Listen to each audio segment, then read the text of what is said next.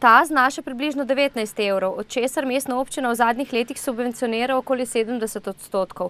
Zakonski minimum je 50%, kar pomeni, da uporabnik za uro pomoči ob delovnikih plača 5,5 evra.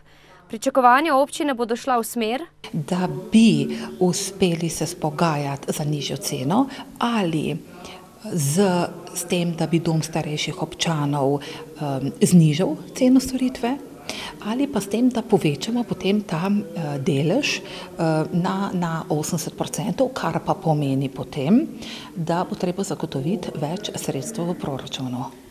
Kot je poudarila Nežka Ivanetič, je ura pomoči v novomeški občini za dober evro dražja od povprečne cene v drugih mestnih občinah. In smo se nekako dogovorili, da bi preverili do naslednje seje vse ekonomske cene, ki so v posameznih občinah, in skušali tudi v Novem mestu to ceno prilagoditi tele cene ali pa se pogovoriti z drugim izvajalcem, bodisi da se eventualno sklene koncesija.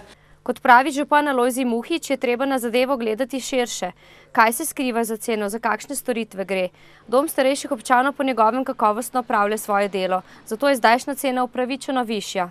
Bojim pa se, če bomo mi primerjali cene z drugimi občinami, da bo kvaliteta storitve padla in bojo ljudje nezadovoljni, in iz tega razloga mislim, da bo treba temeljito analizirati zadeve in šele potem se odločati o tem, kakšen sistem pomoči na domu bomo dejansko določili oziroma obrali.